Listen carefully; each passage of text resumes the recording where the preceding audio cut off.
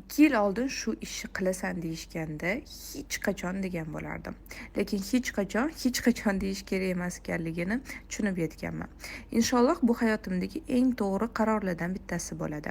Sizlarni qiynab nima qilyapman topinglar demayman, boricha aytaman. Endi yangi yo'nalish boshlayapman. Tovarni biznesi yo'lga qo'ydim. Boshida rosa qo'rquvlarim bo'ldi. O'xshamasa-chi, tovarka bu gemoroy, astatik mol bor, rasfokus bo'lib ketadi. Infobozorda marja ancha katta. Bu yoqda esa daromadim kamayadi va hokazo qo'rquvlar bo'ldi. Eng katta qo'rquvim esa odamlar meni endi bozorchi deydimi degan qo'rquv edi. Lekin hamma egoimni chetga surib, bismillah deb ish boshladim. 10 ta odam bilan maslahatlashgan bo'lsam ham, hamma menga qilma deyishgan bo'lsa ham, qilishga qaror qildim va aniq ishonmayman, o'xshaydi. O'xshashi 95%, o'xshamasligi 5%. O'xshashi uchun albatta katta mehnat, asab va sabr kerak bo'ladi. Lekin shunda ham Alloh xohlamay o'xshamasa, demak yana tajriba bo'ladi. Lekin nega o'xshamasligi kerak? Menda sotuvda katta tajriba bor. Bozorni yaxshi analiz qila olaman. Marketingda kuchliman. Kursim bor, pulim bor, auditoriyam bor, tanish bilishim ko'p, komandam bor va eng muhimi yuragimda o'tim bor va men yoshligimdan tovarni biznesni sevaman. Lekin menda oddiy tovarni biznes bo'lmaydi. Klassik biznesimni infobiznesimdagi metodikam bilan birga birlashtirmoqchiman. Bunaqasi hali O'zbekiston bozorida bo'lmagan. Bu nima degani deb o'ylaysizlar?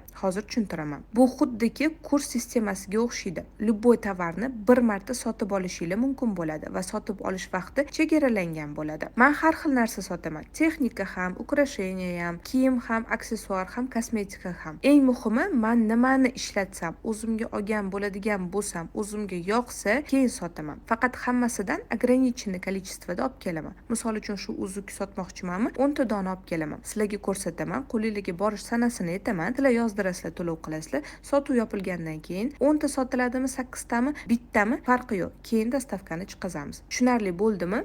Unda tez Restore sahifamizga obuna bo'lib qo'yinglar va yangiliklarni kuzatishda davom etinglar. Bugun esa birinchi sotuvni ochaman. Nima deb o'ylaysizlar? Qaysi tovarga?